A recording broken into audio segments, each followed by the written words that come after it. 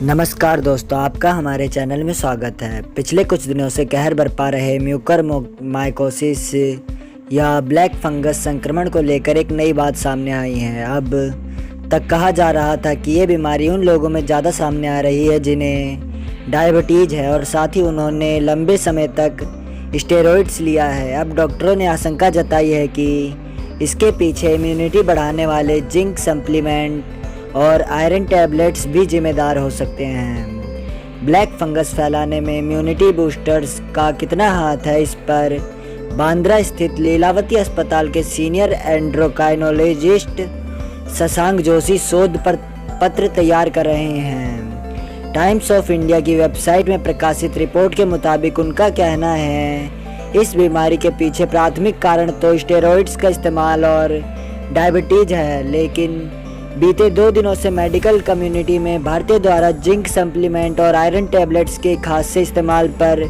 जमकर चर्चा हो रही है। जिंक और फंगस के संबंध को लेकर कई सालों से रिसर्च होते रहे हैं, जिनमें सामने आया है कि जिंक के बिना फंगस जिंदा नहीं रह सकते, यहाँ तक कि वे फंगस को बढ़ावा देने के लिए भी जिम्मेदार हैं। चूँकि पिछले साल हुई महामारी की शुरुआत के बाद से ही भारतीय लोग जमकर जिंक खा रहे हैं, ऐसे में पुराने शोध का हवाला देते हुए डॉक्टरों ने इस मसले पर रिसर्च करने की ज़रूरत जताई है। डॉक्टरों ने भारतीय आयुर्विज्ञान अनुसंधान परिषद ICMR से माइक्रोमाइकोसिस के आउटब्रेक के कारणों का अध्ययन करवाने का आग्रह किया है, जो गंभीर फंगल इन्फेक्शन है। यह संक्रमण म्यूकरमाइसिट्स मोल्ड्स के कारण हो रहा है।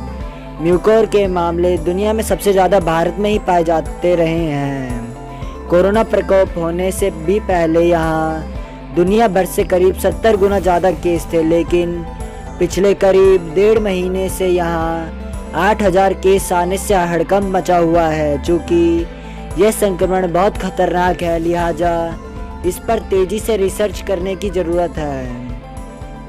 पश्चिमी देशों में कोविड मरीजों के बुखार को नियंत्रित रखने के लिए आमतौर पर पैरासीटामोल का इस्तेमाल किया जा रहा है, लेकिन भारत में हल्के लक्षणों वाले कोविड मरीजों को भी 5 से 7 तरह की दवाइयां दी जा रही हैं, जिनमें विटामिन सप्लीमेंट्स, एंटीबायोटिक्स आदि भी शामिल हैं। इसे लेकर कोच्चि के डॉक्टर राजीव जयदेवन कहते हैं कि कोरोना की पहली लहर में हमें इस वायरस के बारे में कम जानकारी थी, लिहाजा दवाइयों की कई तरह की कॉम्बिनेशन मरीजों को दिए गए, लेकिन ब्लैक फंगस की समस्या केवल भारत में ही हुई। इससे साफ है कि ऐसी कोई गुप्त वजह जरूर है जो भारत में यह संक्रमण फैला रही है।